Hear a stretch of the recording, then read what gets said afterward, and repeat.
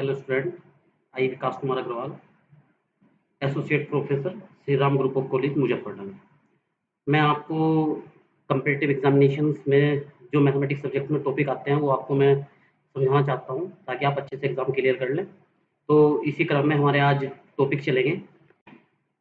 वैसे तो मैं आपको टॉपिक जो पढ़ाऊंगा वो कोऑर्डिनेट ज्योमेट्री पढ़ाऊंगा, और कोऑर्डिनेट ज्योमेट्री में भी हमारा जो चलेगा वो स्ट्रेट लाइन चलेगा पहले। फिर उसके बाद हम स्ट्रेट लाइन से रिलेटेड प्रॉब्लम करेंगे। फिर उसके हम आगे चलेंगे तो हम सर्किल पढ़ेंगे। फिर सर्किल से रिलेटेड प्रॉब्लम करेंगे। तो हमारा पहला लेक्चर है वैसे तो आज, लेकिन ये है कि ये टॉपिक आप लोगों को आने चाहिए बहुत अच्छे से, क्योंकि बड़ी प्रॉब्लम सोल्व तभी होगी जब बेसिक आपका बहुत अच्छा होगा। तो ये चीज़ें बहुत ज़रूरी हैं। इसी क्रम में मैं आगे बढ़ता हूँ। तो सबसे पहले मैं आपको इंट्रोड्यूस कराता हूँ जो आपका इस समय लेटेस्ट एग्जाम आने वाला है, यूपीसी। जो यूपीटीयू से एफिलिएट कोर्स होते हैं इंजीनियरिंग के, अगर वो आप करना चाहते हैं तो उनमें आपको अगर सफलता प्राप्त करनी है तो आपको पता होना चाहिए कि क्वेश्चन कहाँ से बनेगा, कहाँ से आपके क्वेश्चंस आएंगे। तो इसके लिए अब हम काम करेंगे। तो देखो, आपको ध्यान रखना है, अगर हम मैथ्स की बात करें, मैथ्स में क्वेश्चन कहाँ से बनेंगे, तो सबसे पहला टॉपिक आपको जो मिलेगा पढ़ने के लिए एलजेब्रा है। जो यूपीसी का जो सिलेबस है वो ये बोलता है कि आपको एलजेब्रा की कमांड होनी चाहिए, क्योंकि एलजेब्रा यहाँ पे इसलिए भी इम्पोर्टेंट है कि इस एलजेब्रा से आपके कम से कम 5 से 6 क्वेश्चन बनेंगे। फिर सेकंड टॉपिक आपका प्रोबेबिलिटी है, जिससे आपके 2 से 3 क्वेश्चन बनेंगे। इसी तरह ट्रिग्नोमेट्री से आपके 4 टू 5 क्वेश्चन बनेंगे। कोऑर्डिनेट से भी 4 टू 5 बनेंगे। आपका कैलकुलस भी इसी तरह का टॉपिक है, 4 टू 5 क्वेश्चन। वेक्टर से भी आपके 4 टू 5, डायनामिक्स से भी 4 टू 5 और स्टैटिक्स से भी 4 टू 5। 4 टू 5 कहने का मतलब, ये आपके टॉपिक की बात करूँ जहाँ से आपका मैथ्स का पेपर में वहाँ पे क्वेश्चन आना है मैथ्स सब्जेक्ट से, ये आपके 1, probability second, trigonometry third, coordinate 4, calculus 5, vector 6, dynamics 7 और स्टैटिक्स 8। तो 8 टॉपिक हो गए। अगर 5 क्वेश्चन पर टॉपिक आपका पेपर में आता है तो लगभग 40 क्वेश्चंस आपके इन टॉपिक से आएंगे। अब टोटल क्वेश्चन वहां पे जो आएंगे आपके 50 आएंगे। 50 में 40 तो आपको ये मिल गए। 10 क्वेश्चन वो होते हैं जो ये मान के चलिए कि अगर आप इन टॉपिक की तैयारी भी नहीं करके जाते और आपको मैथ्स में थोड़ा नॉलेज है तो 10 क्वेश्चन आप करोगे। तो इसका मतलब ये हुआ कि 10 क्वेश्चन वो होंगे जो नॉर्मली हर बच्चा करेगा। अगर वो नहीं पढ़ के जाएगा तब भी करेगा, निश्चित है, अगर उसे थोड़ा भी नॉलेज है मैथ्स का।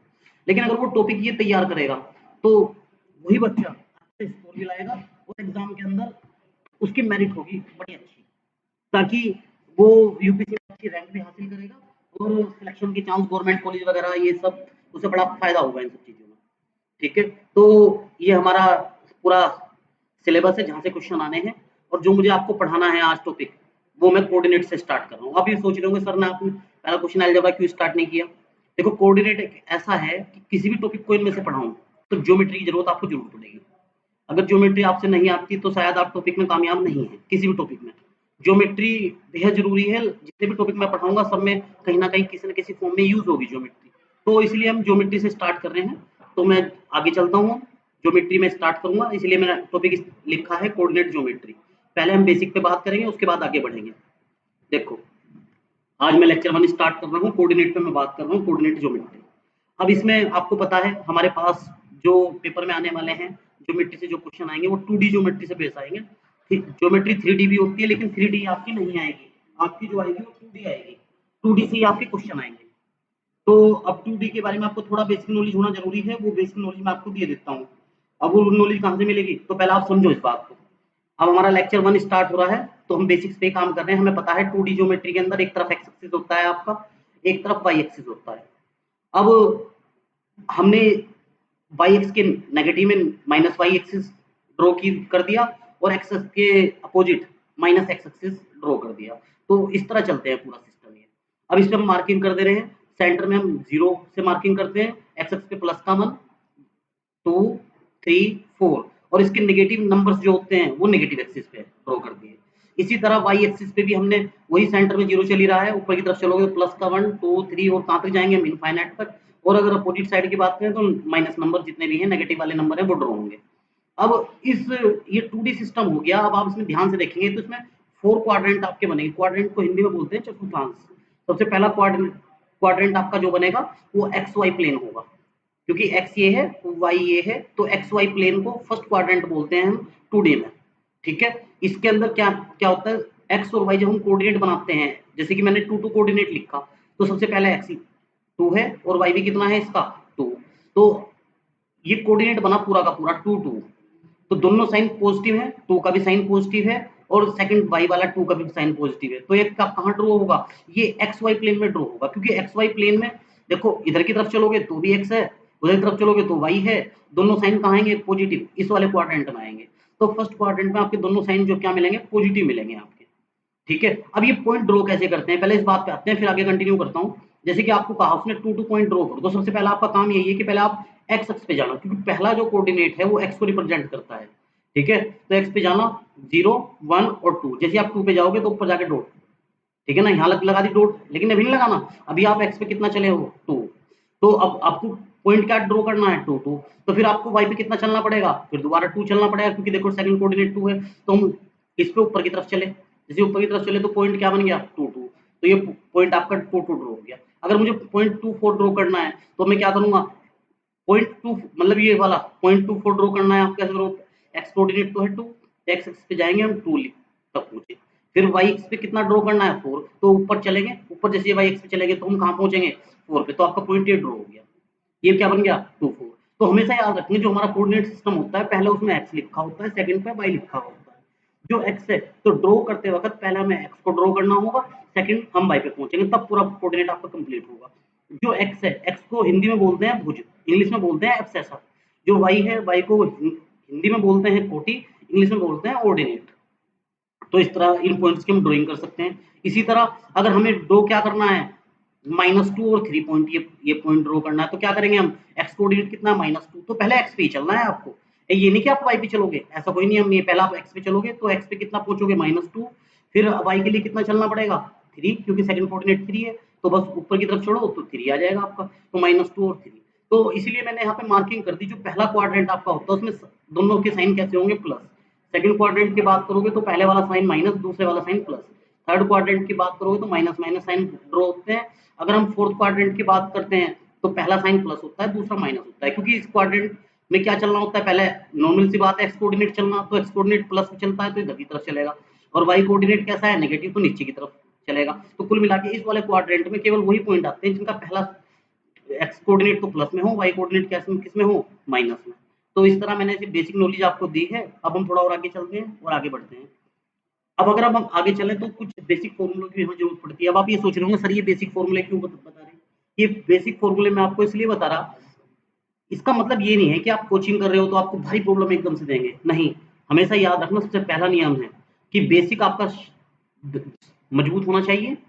और रही इस बात की बात कि बड़ी प्रॉब्लम पे तब पहुंचता है बच्चा जब उसे छोटी करनी आती है, छोटी प्रॉब्लम भी एनालिसिस करके बड़ी प्रॉब्लम को पे पहुंचा जा सकता है। ऐसा कोई नियम नहीं है कि आपको बड़ी प्रॉब्लम सोल्व करनी, आप छोटी पे काम ही नहीं कर रहे, तो आपको छोटी पे काम करना पड़ेगा। तो छोटी पे काम करना पड़ेगा तो उसके लिए कुछ फॉर्मूले हैं, ये आपने पढ़े होंगे, पर लेकिन कुछ चीजें मैं और क्लियर किए दे रहा।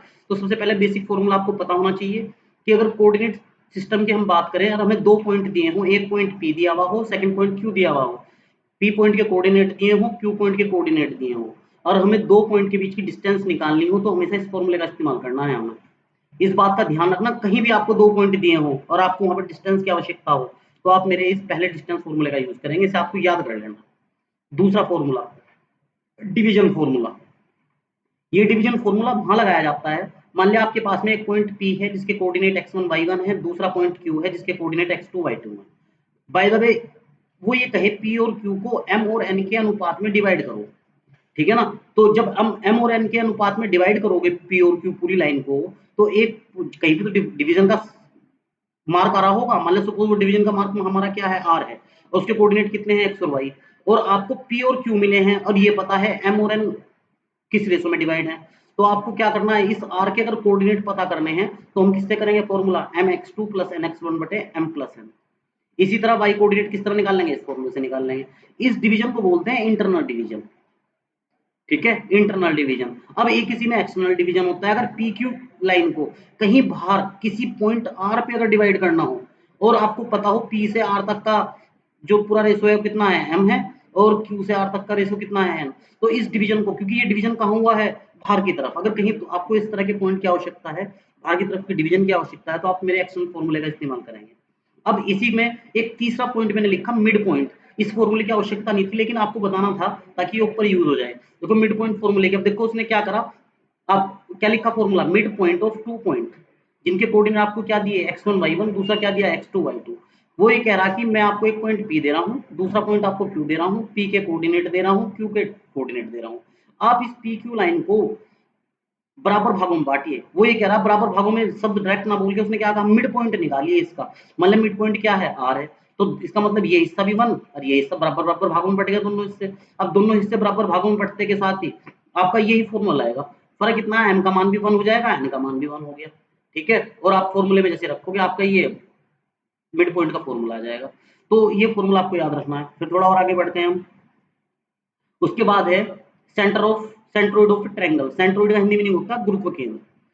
अब आप कहोगे निकलता कैसे है, वो भी हम निकालना सिखाएंगे, लेकिन पहले बता देते हैं सेंट्रोइड ऑफ ट्रायंगल निकलता कैसे है। देखो, यदि अगर किसी ट्रायंगल के आपको वर्टेक्स दिए हो, वर्टेक्स को हिंदी में बोलते हैं शीर्ष। अगर शीर्ष दिए हो, किसी ट्रायंगल का ए वर्टेक्स दिया हो, बी दिया हो, सी दिया हो, और आपसे वो कहे कि ट्रायंगल का सेंट्रोइड निकालो, तो सीधा फॉर्मूला है, अगर सेंट्रोइड के कोऑर्डिनेट आपके एक्स और वाई हैं, तो आप कैसे निकाल लोगे, x1 x2 x3 by 3, y1 y2 y3 by 3, तो ये x y दोनों कोऑर्डिनेट निकल जाएंगे। अब आप पूछोगे सर ये सेंट्रोइड क्या होता है। सेंट्रोइड वो होता है कि जिसपे उस पूरी फिगर का एक तरह से भार टिका हो। जैसे बाइक में साइड स्टैंड जो होता है वो उसका सेंटर ऑफ ग्रेविटी या सेंट्रोइड होता है। अब ट्रायंगल में सेंट्रोइड की निकालते कैसे, परिभाषा क्या है, परिभाषा ये है, इनके वर्टेक्स से सामने वाली भुजा जो होती है वर्टेक्स के, जैसे ए वर्टेक्स के सामने वाली भुजा क्या पड़ रही है, बीसी, बीसी का मिड पॉइंट निकाल लो, और ए एक वर्टेक्स से एक आप लाइन लो और उसे बीसी के मिड पॉइंट से मिला दो, ठीक है। जैसे बीसी के मिड पॉइंट से मिलाओगे तो इसे एडी को हम क्या बोल देते हैं, माध्यिका। और इस माध्यिका को 2 और 1 के रेशो में जो पॉइंट डिवाइड करेगा वो क्या बनता है, इसका सेंट्रोइड। और इस सेंट्रोइड के डायरेक्ट फॉर्म जो कोऑर्डिनेट आपको निकालने को इन फॉर्मूले से आपको निकालने हैं, ठीक है। वैसे यूज जब होगा तो तब ज्यादा बेहतर पता चलेगा, लेकिन ये फॉर्मूले आपको याद रखने हैं कि है क्या, ठीक है। अब एरिया ऑफ ट्रायंगल, अगर एरिया ऑफ ट्रायंगल निकालना है आपको, इस ट्रायंगल के वर्टेक्स दिए हैं तो आप इस फॉर्मूले का इस्तेमाल करोगे। बहुत बार आपने पढ़ा भी है ये फॉर्मूला 1/2, और ये फॉर्मूला लिखा। वैसे याद रखने का तरीका, 3 बार तो एक्स वाई लिख लो, x y x y x y, फिर माइनस करके 3 बार लिख लो y x y x y x, फिर उसके बाद क्या करो, इनके सफिक्स लिख दो, 1 2 2 3 3 1, फिर इसी तरह 1 2 2 3 3 1। तो अब आपको पता चलेगा, अगर एरिया निकालना तो आप इस फॉर्मूले में वैल्यू रख दो, आपका एरिया निकल जाएगा। अगर बाय द वे आपको ऐसा लग रहा है कि ये एरिया का फॉर्मूला याद करना डिफिकल्ट है, तो आप इस तरह भी एरिया निकाल सकते हैं, 1/2, और डिटर्मिनेंट का साइन है, जो तीनों कोऑर्डिनेट तीनों वर्टेक्स दिए हैं वो इस तरह लिखो आप, एक तरफ 1 1, और इसे एक्सपेंड कर देना, आप क्या कर निकाल दोगे, एरिया निकाल दोगे। अब बात आता है 6 पॉइंट, लोकस।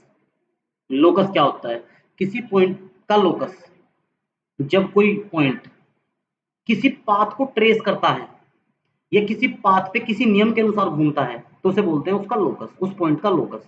अब आप एक पत्थर एक धागे में बांधो और उसे अपने के चारों तरफ घुमाओ, तो वो एक सर्कुलर पाथ पे गति करेगा, और वो सर्कुलर पाथ क्या बोला जाएगा, उस पत्थर का लोकस।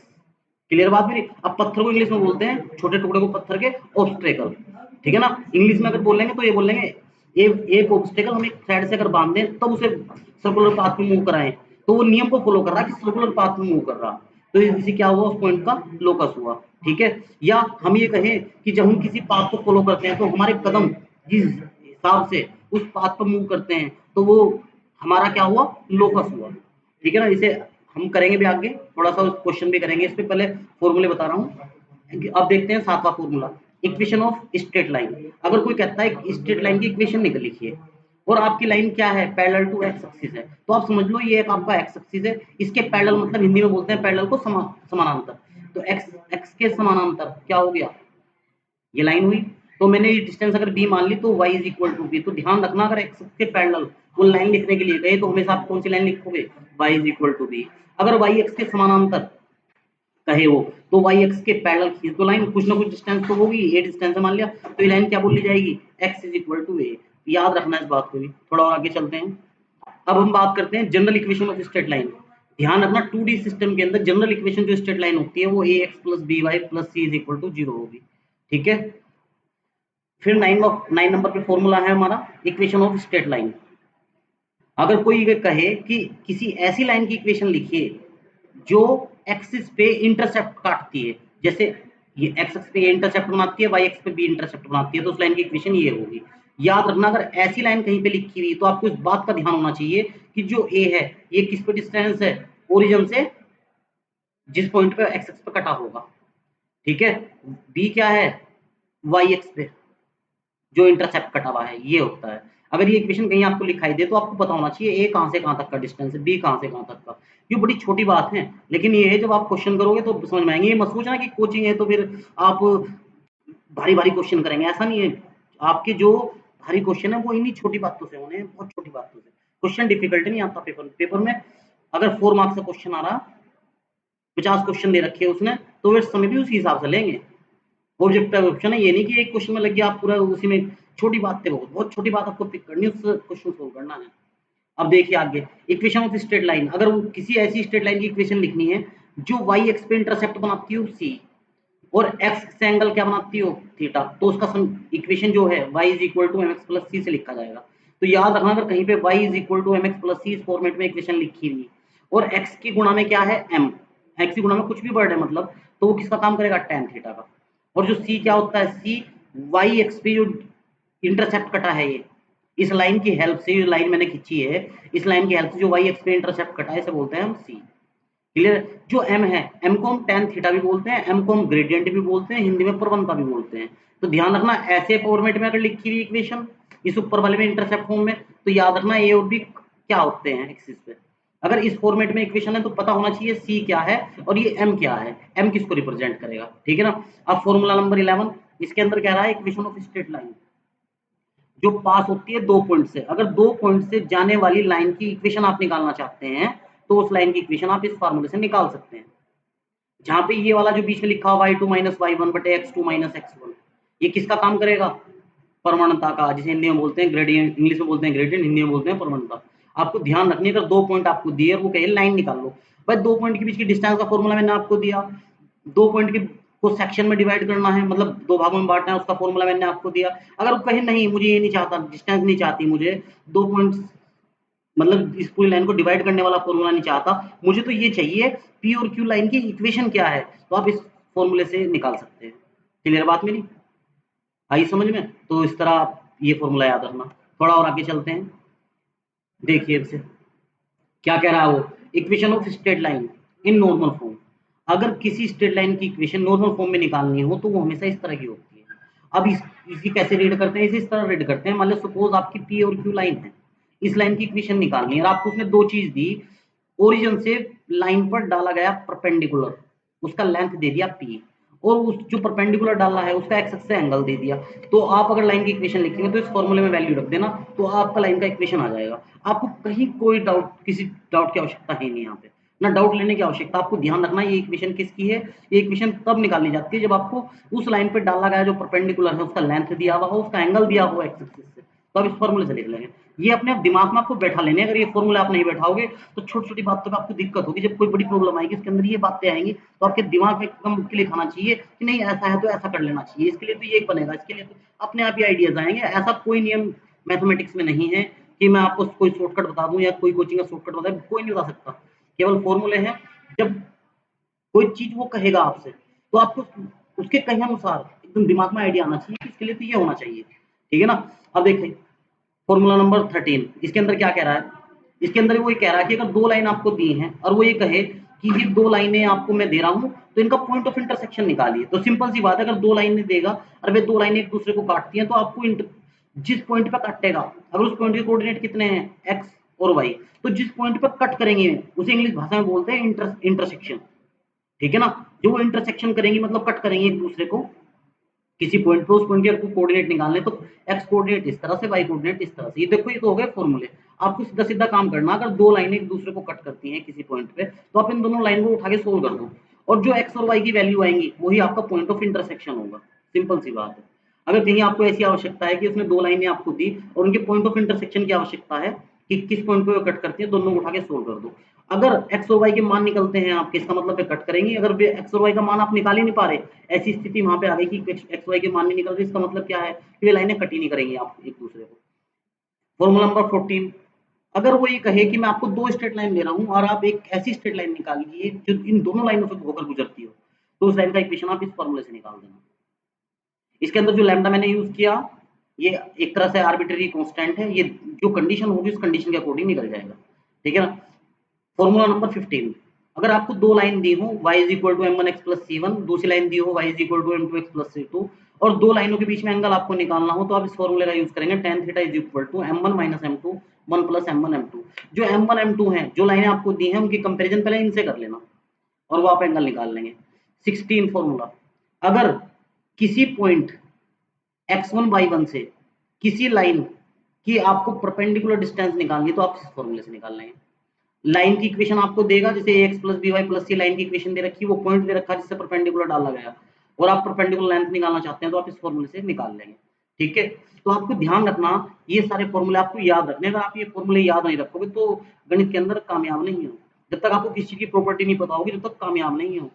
और जब आप सीधा सा एग्जाम्पल लेके चलो, अगर आपको ये नहीं पता, मतलब किससे आपका झगड़ा है और आपको ये पता है कि इस लड़के को अगर आप मारोगे तो ये तुमसे मजबूत है, वो तुम्हारा रैपट मार देगा, वापस मारेगा, तो आप कभी हाथ नहीं उठा सकते। इसका मतलब प्रॉपर्टी पता है। तो गणित के अंदर भी अगर ये फॉर्मूला आपको पता है, आपको प्रॉपर्टी पता है, आपको पता है कि ये फॉर्मूला तो कब नहीं लगाऊंगा, मैं ये कब लगाऊंगा, तो कभी मार नहीं खा सकते, बड़ी प्रॉब्लम बड़ी इजीली सोल्व हो जाएगी।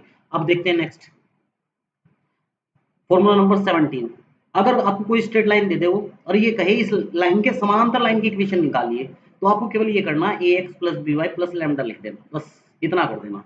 इस लाइन की जो इक्वेशन निकलेगी इस लाइन के समानांतर निकलेगी, बस ये लैम्डा उस गिवन कंडीशन से निकाल लेंगे।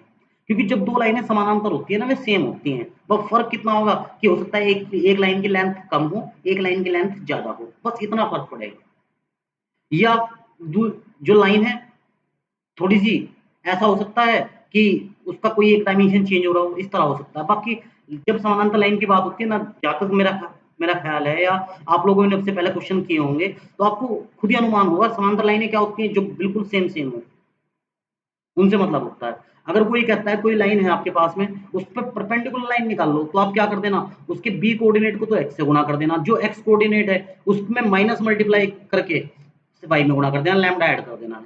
तो ये इक्वेशन परपेंडिकुलर टू जो गिवन लाइन होगी उस लाइन की परपेंडिकुलर, लैम्डा हम गिवन कंडीशन से निकाल लेंगे। ठीक है ना।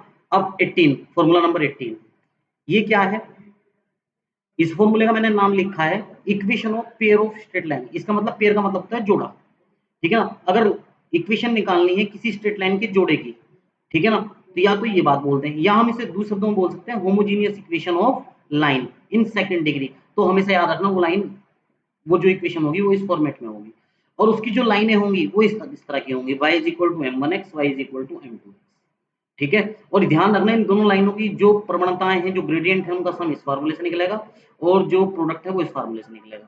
अगर दोनों लाइनों के बीच में आपको एंगल भी निकालना है, तो आप इस फार्मूले से निकाल देंगे, tan theta is equal to 2 under root h square minus ab upon a plus b।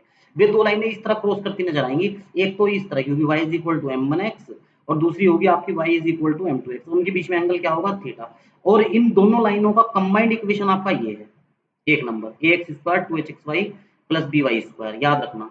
ठीक है ना। इनकी जो ये है m1 m2, इनका सम इस फार्मूले से, प्रोडक्ट इस फार्मूले से, और दोनों लाइनों के बीच में अगर थीटा का पता लगाना है तो इस फार्मूले से। फॉर्मूला नंबर 19, अगर इक्वेशन ऑफ स्ट्रेट लाइन निकालनी है which bisect angle between two lines, ठीक है ना, represents a pair of straight line. अब आपको ध्यान रखना, इस पूरी भाषा को समझो। तो अगर हमें अब ऐसी लाइन की इक्वेशन निकालनी है, ये दो लाइनें आपको एक दूसरे को क्रॉस कर दी, अगर इन दोनों के क्रॉस की अगर बात करें तो यहाँ एंगल क्या बन रहा, थीटा। अगर मैं एक लाइन और खींच दूं जो थीटा को बाइसेक्ट करती हो, मतलब बराबर भागों में बांटती हो इस कोण को, तो एक लाइन तो यहाँ खींची जा सकती है इनके बीच में, और एक यहाँ खींची जा सकती है, तो वो लाइनें मैंने यहाँ डॉटेड खींच दी, और एक ये वाली डॉटेड लाइन। अगर इन दोनों डॉटेड लाइन का कंबाइंड इक्वेशन निकालना, तो आप इस फार्मूले से निकाल लोगे।